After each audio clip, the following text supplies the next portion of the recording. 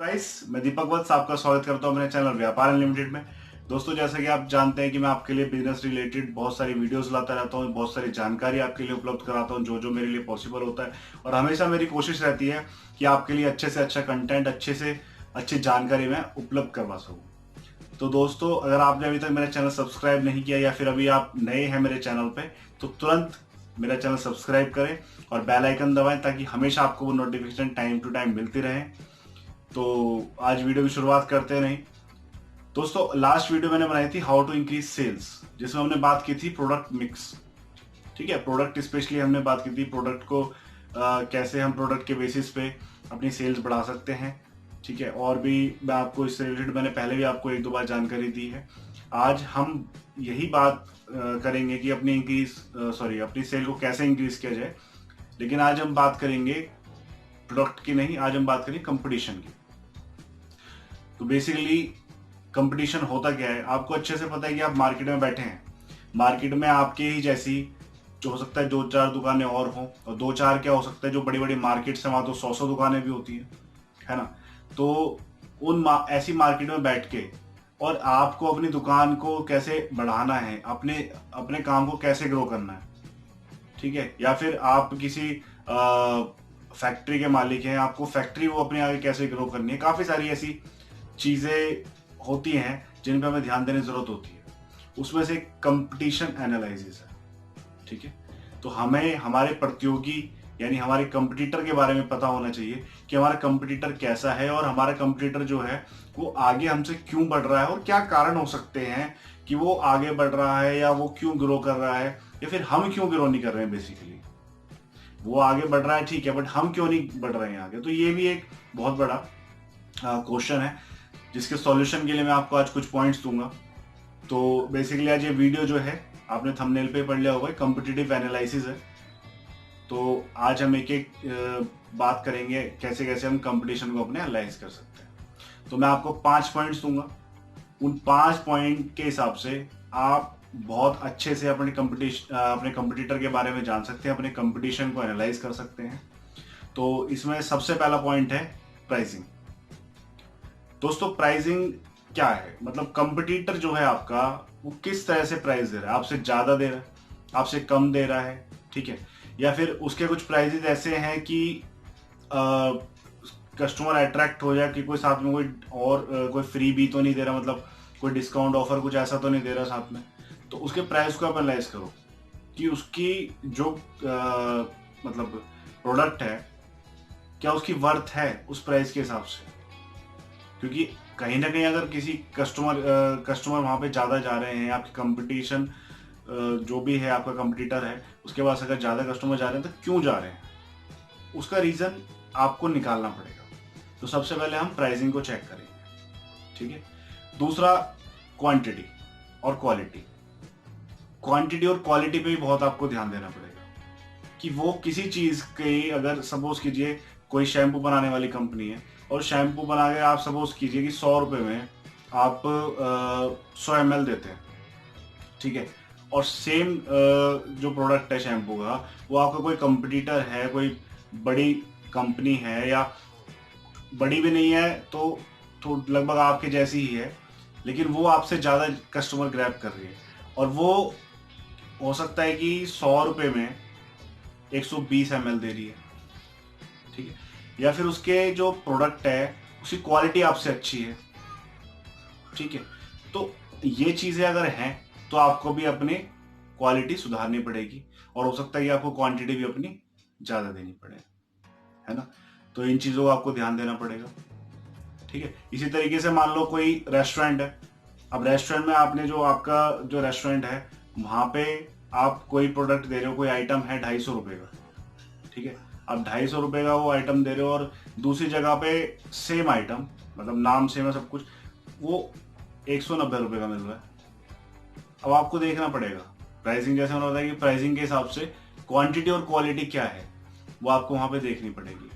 हो सकता है आपको अपनी क्वालिटी जो है वो अच्छी करके और रेट गिराने पड़े, तो आपको करने चाहिए, क्योंकि अभी आपको कस्टमर ग्रैब करने। एक बार कस्टमर आपके लिए लॉयल बन गया, मेरी एक वीडियो थी, अगर आपने अभी तक नहीं देखी है तो आई बटन पे क्लिक करके जरूर देखें। मैंने एक वीडियो बनाई थी कि आप कस्टमर को लॉयल कैसे बना सकते हैं।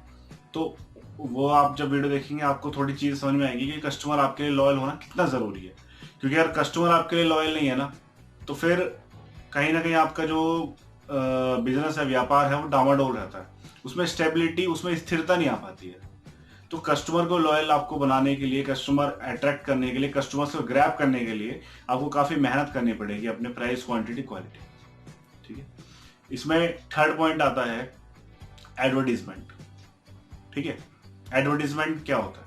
एडवर्टीजमेंट आपको अच्छे से पता है कि आप कोई भी अपने काम का प्रचार कर रहे हैं लोकल मार्केट में, या फिर कैसे भी आप ऑफलाइन ऑनलाइन जैसे भी अपने काम का प्रमोशन कर रहे हैं, तो वो जो आप कर रहे हैं उसके हिसाब से आपको दूसरे को देखना है कि ये आपसे ज्यादा कर रहा है या कम कर रहा है, या फिर कुछ ऐसा कर रहा है कि जो आपने अभी तक नहीं किया। ठीक है। या फिर वो आपसे बहुत कम कर रहा है और आप बहुत ज्यादा पैसा उसमें वेस्ट किए जा रहे हैं, उसको फिर भी आपसे ज्यादा रिजल्ट मिल रहा है। तो एनालाइज आपको अच्छे से करना पड़ेगा। एनालाइज का मतलब ये नहीं है कि हर चीज उससे बेटर करनी है। एनालाइज का मतलब ये है कि कुछ चीजों में अगर हमें हमारा पैसा बचता हो, ठीक है, हमारा बचता हो कहीं ना कहीं से, तो हमें बचाएं। हम फालतू में अपना बिना बात के पैसा भी लुटाना, ये कोई बेवकूफी वाला काम है, ये कोई अकलमंदी नहीं है।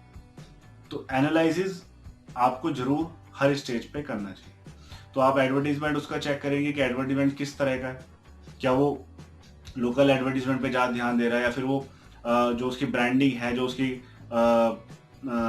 शॉप है या कंपनी है, कोई भी आउटलेट है, उसकी कैसी वो ब्रांडिंग कर रहे हैं, क्या आप उस हिसाब से पैसा खर्च कर रहे हैं, क्या आपकी जो आउटलेट है वो अट्रैक्टिव है, क्या आपकी जो कंपनी है वो किस तरीके से एडवर्टीजमेंट करती है, क्या करना चाहिए क्या नहीं करना चाहिए, सारी चीजों का आपको ध्यान देना पड़ेगा। ठीक है। उसके बाद अगला पॉइंट आता है ऑनलाइन विजिबिलिटी। ऑनलाइन विजिबिलिटी का मतलब क्या है? आजकल देखिए digital marketing, digital promotion, digital आंधी आ चुकी है। हर जगह डिजिटल डिजिटल डिजिटल। कोई एफिलिएट मार्केटिंग कर रहा है, कोई ब्लॉगिंग कर रहा है, कोई यूट्यूबर बन रहा है। तो काफी सारी मतलब डिजिटल मार्केट में काफी सारी ना रेवोल्यूशन आ चुकी है, क्रांति आ चुकी है। तो आपको ये भी चेक करना चाहिए कि क्या आपका कंपटीटर आपसे ज्यादा ऑनलाइन विजिबल तो नहीं है, क्या वो गूगल पे उसकी क्या रैंकिंग है। ठीक है। अगर कोई वेबसाइट है उसकी, तो उसकी वेबसाइट पे कितना ट्रैफिक आ रहा है, वो ऑनलाइन के थ्रू कितने कस्टमर्स को, कितने क्योंकि ऑडियंस बोलते हैं ऑनलाइन में, कितने ऑडियंस को वो अपनी तरफ खींच रहा है। तो ये आपको जरूर देखें, ये आप एनालाइज करें कि क्या क्या उसको उस चीज से बेनिफिट मिल रहे हैं, क्या वो कोई ऑनलाइन एड्स रन कर रहा है, क्या वो ऑनलाइन कुछ और एक्स्ट्रा पैसा खर्च कर रहा है, क्या ऑनलाइन कोई और नई स्ट्रेटेजी अपना रहा है जो आप अभी तक नहीं अपना पाए हैं। ठीक है। तो आप ऑनलाइन विजिबिलिटी भी उसकी जरूर चेक करें। लास्ट पॉइंट आता है other marketing strategies. Other marketing strategies का मतलब क्या है? देखो दोस्तों, काफी सारी चीजें ऐसी होती हैं कि आपका प्राइस भी ठीक है, क्वालिटी भी सही है, क्वांटिटी भी ठीक है, आप एडवर्टीजमेंट भी कर रहे हैं, ऑनलाइन भी आप खूब मेहनत कर रहे हैं, लेकिन फिर भी रिजल्ट आपको नहीं मिल पा रहा है। ठीक है। कस्टमर भी आपके लिए लॉयल है, बट उस हिसाब से फिर भी आपको रिजल्ट नहीं मिल पा रहा है जो आप एक्सपेक्ट करते हैं। तो उसमें फिर हमें और चीजें देखनी पड़ेंगी, हमें थोड़ा सा अपना और इन्वेस्ट करना पड़ेगा, टाइम भी पैसा भी। ठीक है। मदर मार्केटिंग स्ट्रेटेजी में क्या आ सकता है, जैसे किसी प्रोडक्ट के साथ बाय वन गेट वन, आप जैसे आपने सुना होगा by one get one free, है ना, बाय 3 गेट 2 फ्री, इस टाइप से आपने काफी सारे ऑफर्स वगैरह देखे होंगे। कुछ डिस्काउंट्स कंपनी देती है, या कोई कोई आपने फ्री प्रोडक्ट साथ में दे दिया। ठीक है। आपका कोई प्रोडक्ट नहीं बिक रहा था, तो उसको बेचने के लिए आपने किसी के साथ उसको कम दाम पे देना स्टार्ट कर दिया। कोई 50 रुपए का प्रोडक्ट था, वो नहीं बिक रहा था, आपने 50 की जगह उसको 20 रुपए कर दिया, और आप किसी और के साथ आपने उसका कॉम्बो बना दिया। तो इस तरीके से कई सारी मार्केटिंग स्ट्रेटजीज हो सकती हैं। तो ये भी आपको ध्यान देना पड़ेगा कि हमें क्या क्या करना चाहिए। तो मैंने आपको कॉम्पिटिटिव एनालिसिस बताया, मेरे हिसाब से, अपने हिसाब से मेरे 5 पॉइंट है। आपको पता है मैं शुद्ध भाषा में आपके लिए वीडियो तैयार करता हूँ, मैं कोई कंटेंट कहीं से लिख के पढ़ के नहीं आता, ना मैं कोई रट्टा मार के आ रहा हूँ। मैं अपनी नॉलेज के हिसाब से, अपनी समझ के हिसाब से आपके लिए नए नए पॉइंट्स बनाता हूँ, तो ताकि आपको एक एक चीज समझ में आ सके। मेरी कोशिश यही है कि मैं एक छोटे बिजनेसमैन से लेके और बड़े बिजनेसमैन तक जिसकी मेरे द्वारा हेल्प हो सके। I am not very perfect, I am not very eligible person, but मेरी तरफ से अगर किसी को भी मेरी एक वीडियो से भी कुछ प्रॉफिट हो सके, कुछ बेनिफिट हो सके, तो मेरे लिए बहुत अच्छी चीज होगी। और इसी मिशन का साथ देने के लिए आप मेरी वीडियोस अवश्य देखें और अपने दोस्तों रिश्तेदारों के साथ हमेशा शेयर करते रहें। मैं आपका आभारी रहूंगा। आज के लिए इतना ही। आगे बहुत नई नई वीडियोस मैं आपके लिए लाता रहूंगा।